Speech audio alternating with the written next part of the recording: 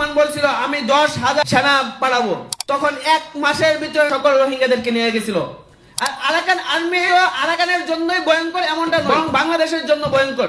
আলহামদুলিল্লাহ কাফা ওয়া সালামুহু আলাল্লাযিনা ইসতাফা আম্মা বাদ ফাউযু বিল্লাহি মিনাশ শাইতানির রাজিম বিসমিল্লাহির রহমানির রহিম।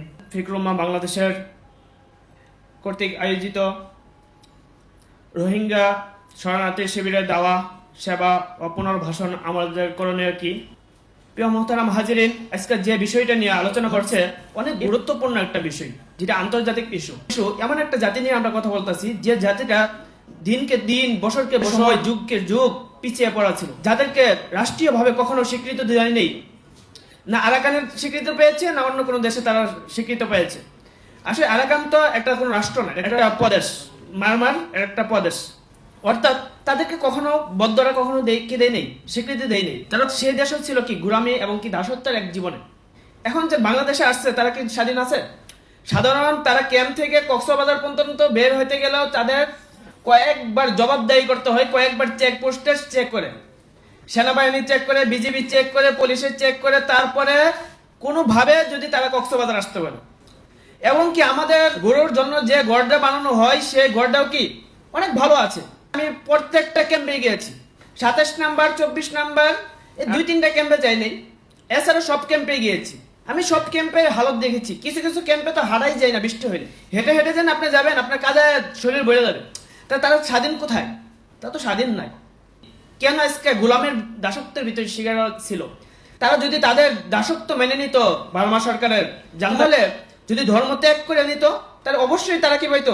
স্মার্ট কার্ড পাইতো এবং কি বরং তারা রাষ্ট্রীয়ভাবে মর্যাদা পাইতো। শুধুমাত্র ইমানকে বিক্রি না করার কারণে কি করে নাই তারা? তাদের উপরে এত নির্যাতন নিপীড়ন শুধুমাত্র 2017 সালে এমনটা নয়, এমন ভাবে 1974 সালের পর থেকেই তা নয়, 2012-তে, 1992, 91, 95, মানে তাদের উপরে একের পর এক জুলুম নির্যাতন চলে আসতেছিল। এখন বাংলাদেশ সরকার যেভাবে যে সিস্টেমে যাচ্ছে তাদেরকে তাদের দেশে ফিরিয়ে দিতে, কিন্তু এই সিস্টেমে কি করতে পারবে না, ফিরিয়ে দিতে পারবে না।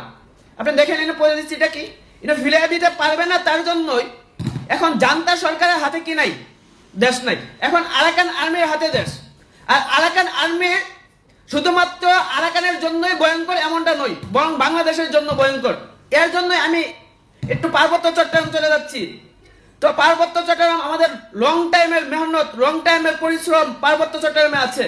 যে রাঙ্গামাটিতে ঘন্টার পর ঘন্টা রানিং করে আমরা এমন দুর্গম অঞ্চলে গিয়েছি, মানে সাধারণ কোনো ব্যক্তি যাওয়ার জন্য ইচ্ছা করবো তো দূরের কথা, কল্পনা করতে সাহস পাইনি।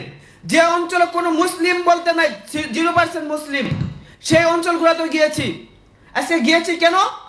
একমাত্র আল্লাহ তাআলার দ্বীনের দাওয়াত দেওয়ার জন্য এবং মানুষের কাছে সেবা পৌঁছে দেওয়ার জন্যই, কোনো নিজের কোনো স্বার্থের জন্য নয়।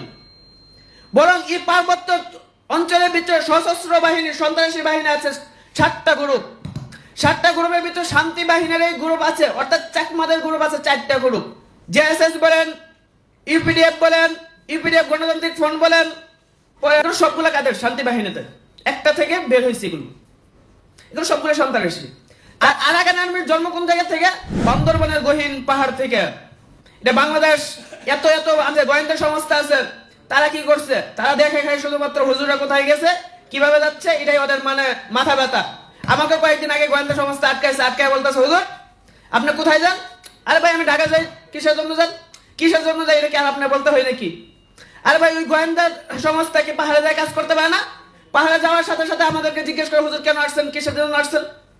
আরে পাহাড়ের ভিতরে যেন বাংলাদেশের জন্য হুমকি, শত শত সম্পদ তারা লুট করতেছে, কোটি কোটি বিলিয়ন বিলিয়ন সম্পদ নিচ্ছে সাধারণ পাহাড়িদের কাছ থেকে, বাঙালিদের কাছ থেকে। সেটা নিয়ে তো তাদের কোনো মাথা ব্যথা নাই, সেটা নিয়ে তাদের কোনো রিপোর্ট নাই। এই বান্দরবনের গহীন পাহাড় থেকেই কি তৈরি হয়েছে?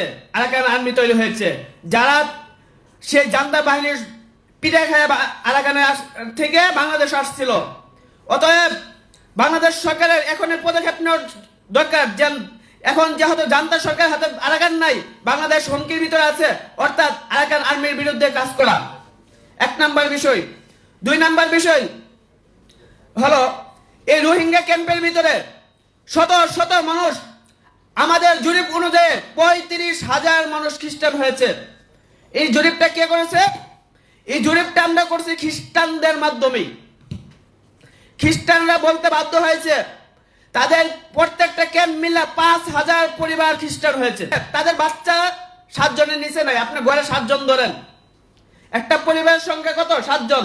তার 7 দিয়ে 5কে পূরণ করেন, তাহলে কত হবে? 35,000 মানুষ খ্রিস্টান। এর কম বেশি হবে। তাদেরকে ওপেন বাইবেল বিতরণ করতেছে, তাদেরকে ডিভাইস বিতরণ করতেছে, তাদেরকে বিভিন্ন কিছু বিতরণ করতেছে।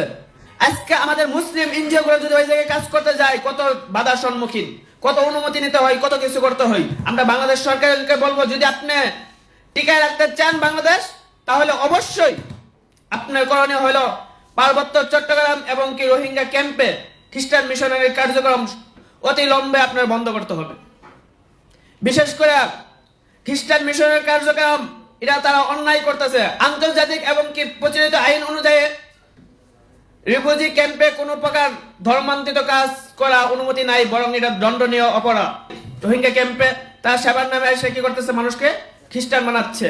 তার জন্য আমরা রোহিঙ্গা ক্যাম্পের দিকে, আমার সর্বশেষ আলোচনা, আপনারা রোহিঙ্গা ক্যাম্পের দিকে সেবা এবং দাওয়ার কার্যক্রমকে ব্যাপক করেন এবং তাদেরকে তাদের দেশে ফিরে যাওয়ার জন্য জিয়া রহমানের মতন বাংলাদেশ সরকারের এই কথাই বলতে হবে যে হয় তোমরা রোহিঙ্গাদেরকে নিয়ে যাও, না হলে তোমাদের দেশে কি আমি 10,000 সেনা পাঠাবো।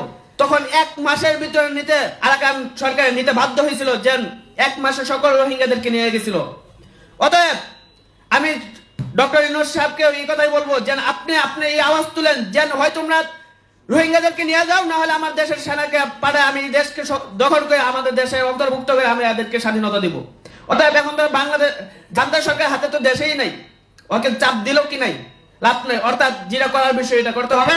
আর আমাদের দাওয়াতি কাজ ক্যাম্পের ভিতরে জোরদার ভাবে চালাতে হবে, সেবামূলক কাজ জোরদার ভাবে চালাতে হবে।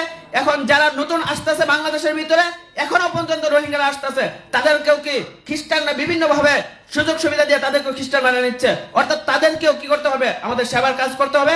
প্রত্যেকটা মিশনারির কার্যক্রম থেকে আমাদের কাজদের মাধ্যমে তাদের কার্যক্রম বন্ধ করতে হবে। তার জন্য সেবা এবং দাওয়া দুটোই গুরুত্বপূর্ণ বিষয়। রোহিঙ্গা ক্যাম্পের জন্য যেমন গুরুত্বপূর্ণ বিষয়, তেমন ভাবে পুরো বাংলাদেশের জন্য গুরুত্বপূর্ণ বিষয়। এই কথা বলে আমার সংক্ষিপ্ত আলোচনা শেষ করলাম।